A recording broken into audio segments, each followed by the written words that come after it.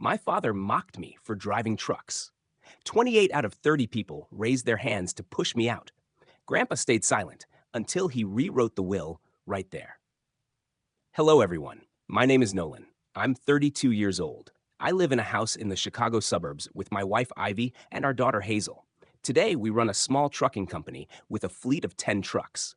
From the outside, our lives appear stable, as though we've figured everything out.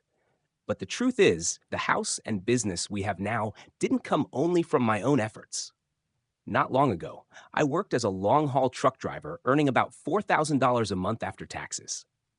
My wife Ivy worked as a sales assistant for a fashion brand, but her income depended heavily on commissions and often wasn't enough to support our family. Life was difficult. At that time, we were renting a small two-bedroom apartment in a rough area of Chicago. Rent alone took nearly half of my paycheck each month. At the end of every month, we carefully counted every dollar just to make sure we could provide for Hazel. I remember driving 14 hours a day between Chicago and Texas just to earn a few $100s in overtime. I'd return home around 2 or 3 in the morning, exhausted and ready to collapse, yet I had to wake up again at 6 to prepare for the next trip. Meanwhile, Ivy worked at a clothing store where the base salary was small and most income came from commissions. When sales were slow, she sometimes earned only $1,800 in a month. Because of that, we often had to borrow money.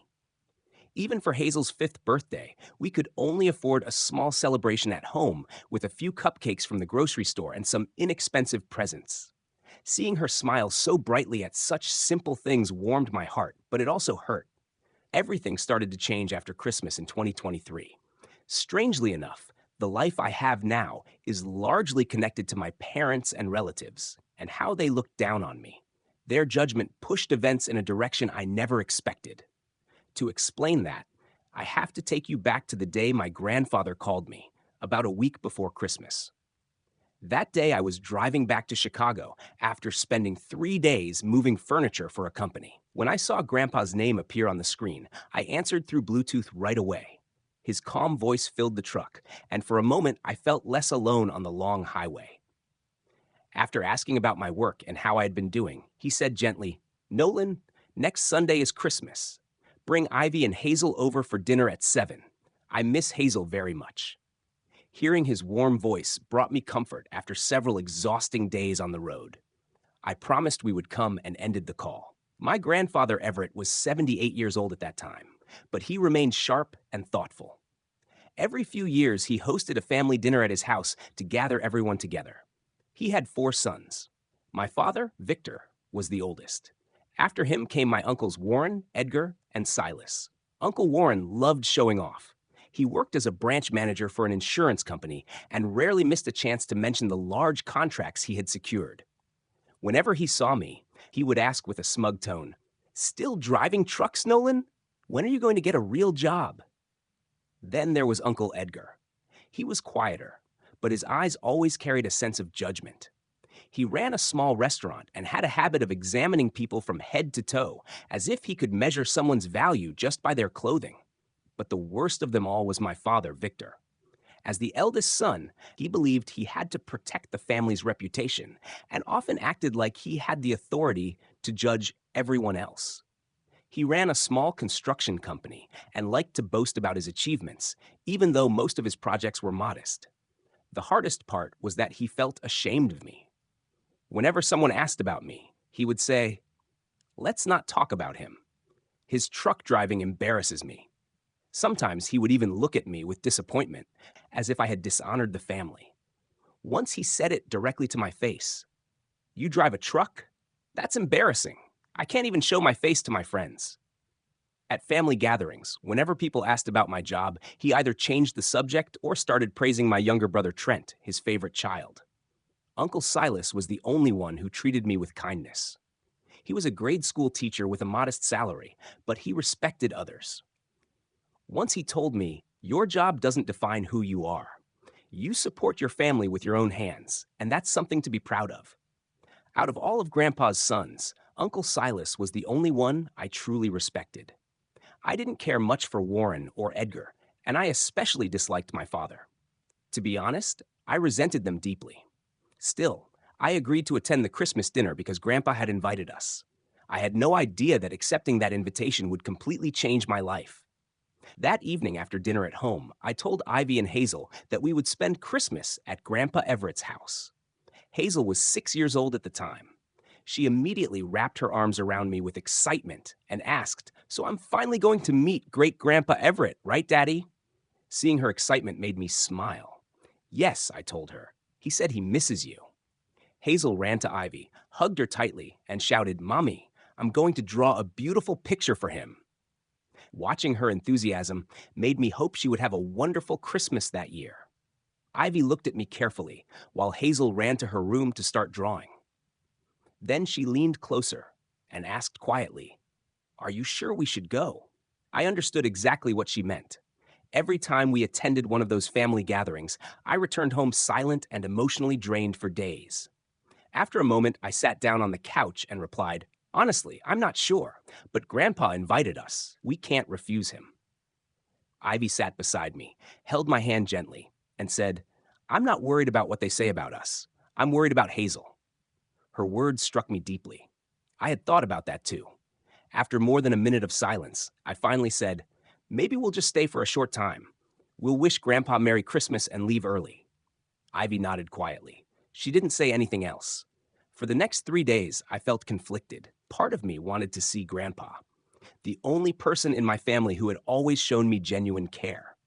But another part of me feared sitting in the same room with my father and uncles, hearing their criticism in front of my wife and daughter. The day before the dinner, I saw Hazel carefully place her drawing into a small gift bag while continuing to ask questions about her great-grandfather. At that moment, I made my decision. We were going. No matter what happened, I would protect my daughter and make sure no one hurt her with their words. On Christmas Day, around 4 in the afternoon, we began driving from Chicago to Rockford in our old car. The trip took a little over 2 hours. During the drive, Hazel kept talking excitedly about the drawing she had made with Ivy's help. "Daddy, I drew Great Grandpa smiling," she said. "And I added a Christmas tree, too." Just before turning onto the familiar street leading to Grandpa's house, we stopped briefly at a bakery to buy an apple pie, his favorite dessert. We arrived around 6 in the evening. Several cars were already parked outside, including my parents' Accord and my brother Trent's shiny new Civic. I suspected they had arrived early to socialize and talk about their achievements. After parking at the end of the block, we walked toward the house.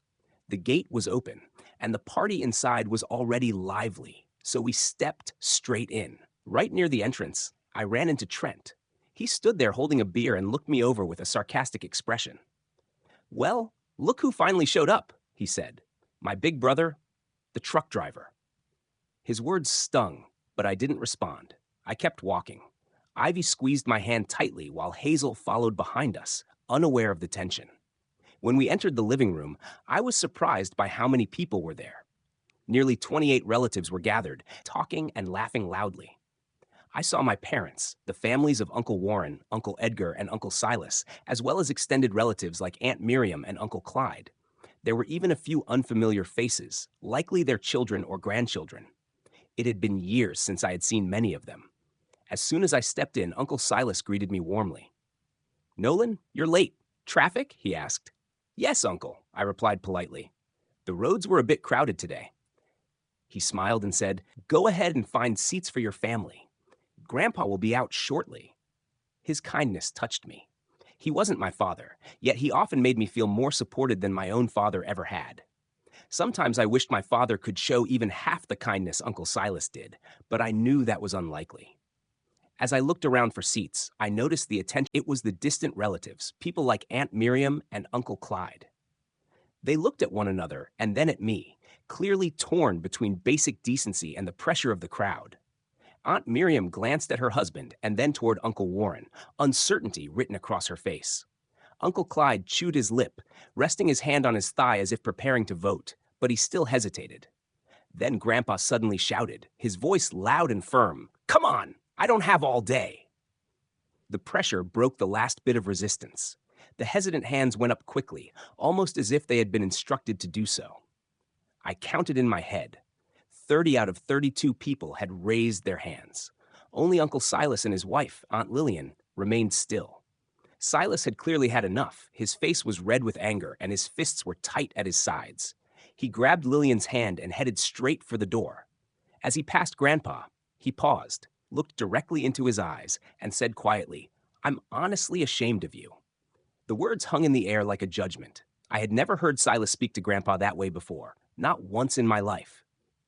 Then he walked toward me, placed a gentle hand on my shoulder, and said, "Let's go, Nolan. These people don't deserve to be called family." I was stunned. I had never seen Uncle Silas like this before. The calm man who usually tried to keep peace was now standing firm with a determination I had never witnessed.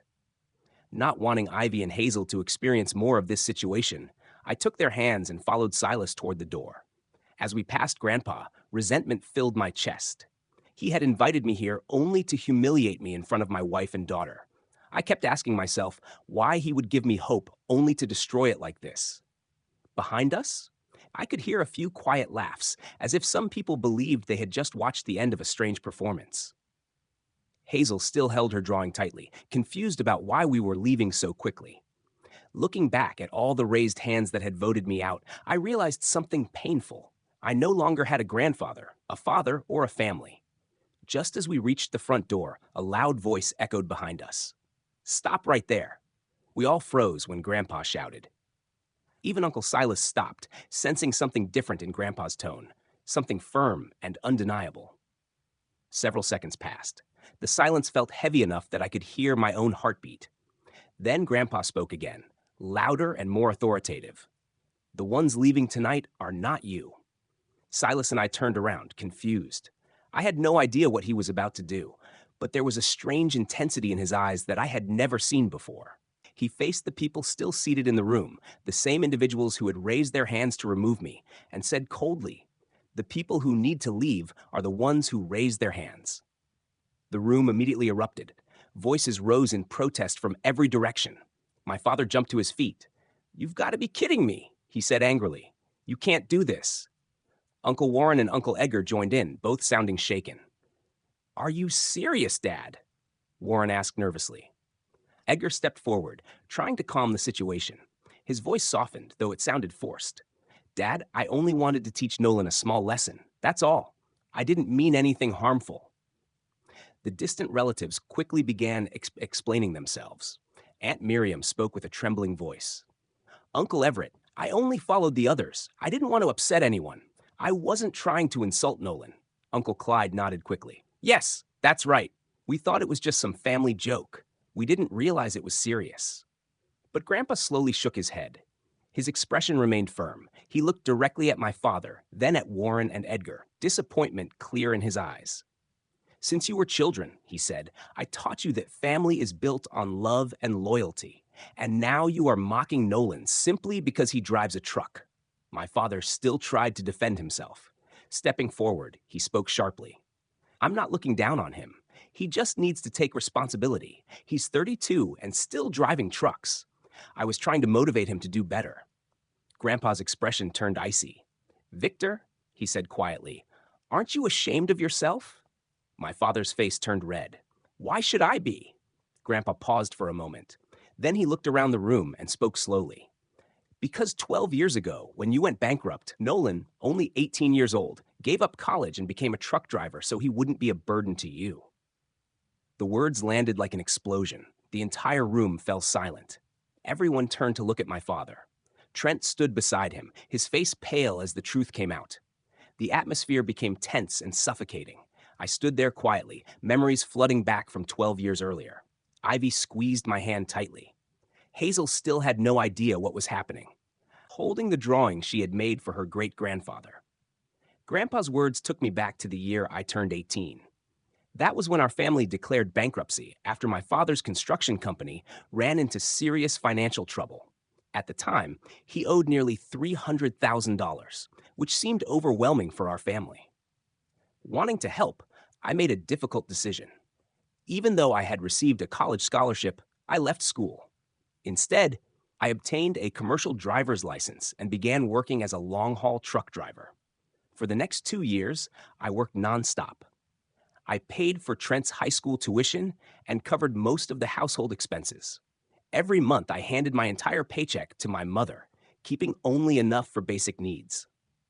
Then in 2015, Grandpa gave my father $400,000, allowing him to clear his debts and rebuild his business. At the time, I truly believed things would improve. But instead of appreciating the sacrifices I had made, my parents and Trent began looking down on me. The reason was simple. My father's business partners disliked the fact that his son was a truck driver. They believed it damaged the company's reputation. After a heated argument at Christmas dinner in 2016, when my father openly said he was embarrassed to have a son who drove trucks, I cut off all contact with the family. From that moment on, I never returned home. When Ivy and I got married, we kept the wedding simple, with only a few close friends. When Hazel was born, I didn't inform anyone in my family. Many of the most important moments of my life happened without them. During all those years, I only stayed in contact with two people, Grandpa and Uncle Silas. They were the only ones who truly understood and supported me. Both of them tried several times to convince my parents to reconcile, but my parents refused. Their condition was clear. I had to change my job if I wanted to return. But I had made my own decision as well. I would not come back unless they sincerely apologized. It wasn't only about me anymore. It was about Ivy and Hazel. I would never allow anyone to treat them the way I had been treated. So standing there and hearing Grandpa reveal the truth, speaking openly about my sacrifices, felt like something important had finally been acknowledged. For the first time in years, someone had truly recognized what I had gone through. Back in the living room, after Grandpa reminded everyone of the past, my father still refused to admit his mistake. Instead, he spoke even more firmly. "I raised him," he said. "It's only fair that he pays me back. That's a child's duty." Grandpa's face hardened with anger. He shook his head in deep disappointment and looked around the room. "I had planned to divide my savings among you today," he said. "But I have changed my mind. None of you deserve a single cent." As soon as he mentioned the money, the atmosphere in the room changed instantly. Panic spread quickly. People began shouting, arguing, and protesting. My father stood up again. "What are you talking about? That's our inheritance." Trent stepped forward nervously. "Grandpa, you can't do this. It's not fair." Grandpa raised his hand sharply, demanding silence. "Enough," he said calmly. Then he announced clearly, "The $4 million will be divided between Silas and Nolan." Uncle Warren reacted immediately. "What? 4 million?" Grandpa nodded. "Yes, I sold half of the farm 2 months ago. Originally, I planned to divide the money among my 4 sons and 6 grandchildren. Each person would have received $400,000. He paused before finishing. "But after what I saw today, none of you deserve it." That was when the real panic began. My father suddenly dropped to his knees in front of Grandpa, grabbing his hands. "Dad, I'm sorry. I was wrong. Please give me another chance." Uncle Edgar and Uncle Warren quickly added their own explanations. "We were just encouraging Nolan to do better," they said. "We didn't mean to disrespect him." Trent, now crying, ran toward me and grabbed my arm. "I'm sorry, Nolan. I was wrong. Please forgive me." But it was too, she said, "Daddy, I'm thrilled." Everyone had smiled warmly when they received their meals, and at that moment I realized something important. This had become the most meaningful Christmas my family had ever experienced. Around 8 p.m., we returned to Grandpa's house and sat down together for dinner. There were only 6 of us at the table, but the warmth in the room made it feel fuller than any gathering before. As we settled in, Hazel reached into her small purse and carefully pulled out the drawing she had been protecting all evening. She walked over and handed it to Grandpa with a proud smile. He studied it closely before smiling warmly. "This is beautiful," he said. "I'm going to hang it on the living room wall so everyone can see it." Hazel clapped her hands happily at the compliment. "I drew you with a big smile, Great-Grandpa," she said brightly. A little later, Ivy brought out the apple pie we had purchased earlier, and we all shared it for dessert. After dinner, Grandpa suggested that we move into the living room to talk for a while. He briefly stepped into his office and returned holding 2 checks, each worth $2 million. When he handed one to me, my hands shook so much that I was afraid I might drop it. Uncle Silas looked just as shocked. His hands trembled and his eyes widened with disbelief. We both looked at Grandpa with deep gratitude. I struggled to speak. "Thank you, Grandpa. I don't even know how to explain how grateful I am." Grandpa nodded calmly, but continued in a serious tone. "In a few days, I will transfer the remaining portion of the farm to both of you." We looked at him again in surprise. The remaining land was worth several $1 million more. Grandpa sighed deeply. "I don't trust the others anymore," he said. "You two are the only ones I believe deserve to carry on what I built." Hearing that made my heart feel heavy, not because of the money, but because of the painful circumstances that led to this decision. I looked at him and said quietly, "Grandpa, I know this must have been very difficult for you." Uncle Silas nodded and added, "Dad, I never wanted things to end like this either." Grandpa placed a hand on my shoulder and spoke gently but firmly. "Nolan, I've watched them for years. Today was simply the final proof. I know who has a good heart and who I can trust."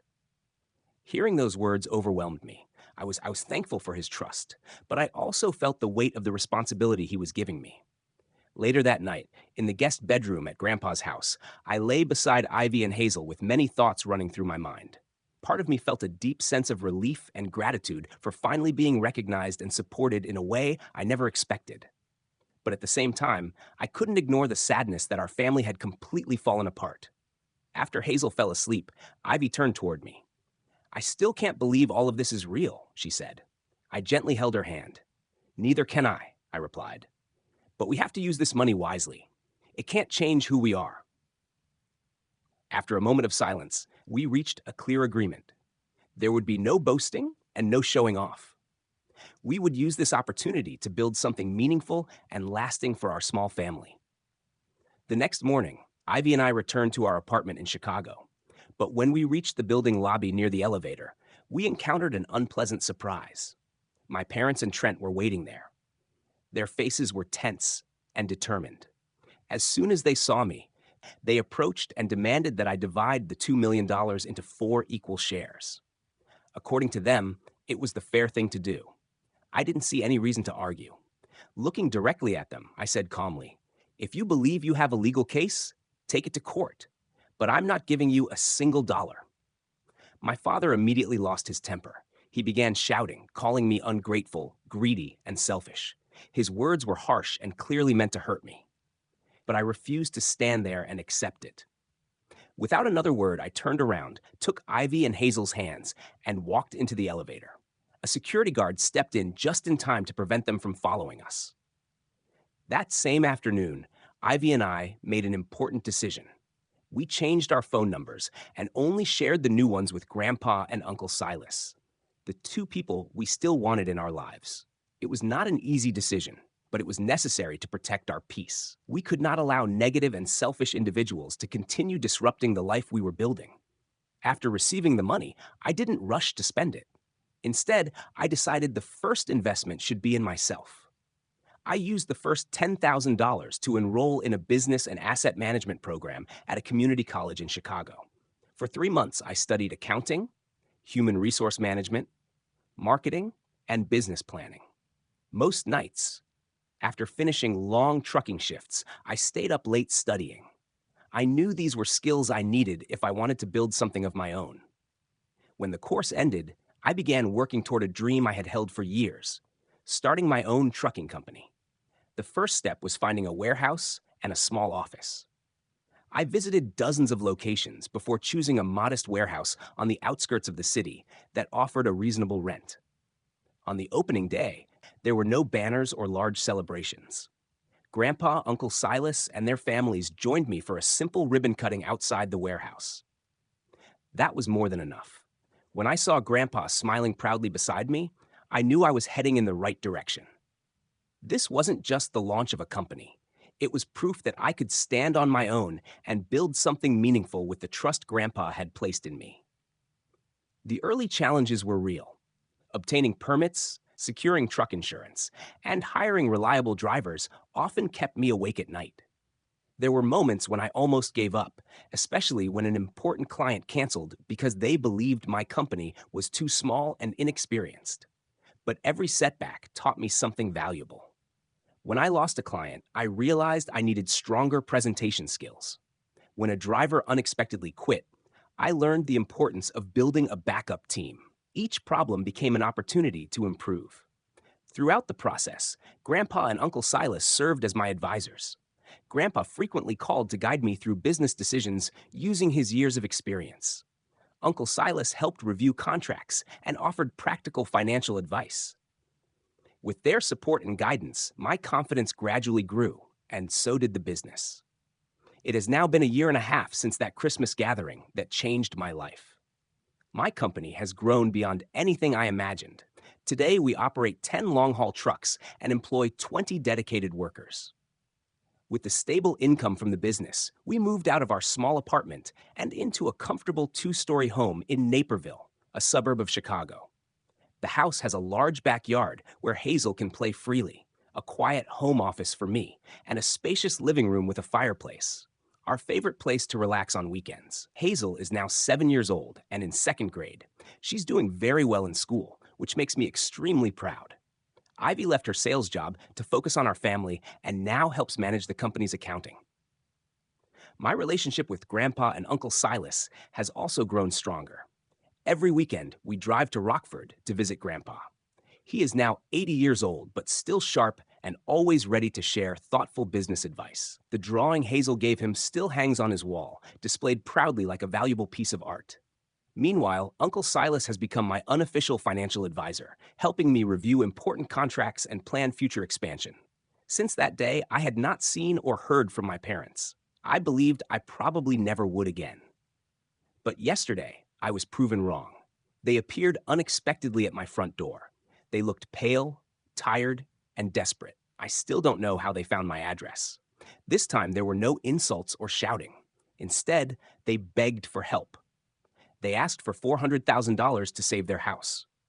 My father had made another poor financial decision involving a risky real estate deal. He had mortgaged the house and could no longer repay the loan. Their apologies and emotional pleas didn't move me. Instead, I gave them one simple condition. If you can tell me my birthday,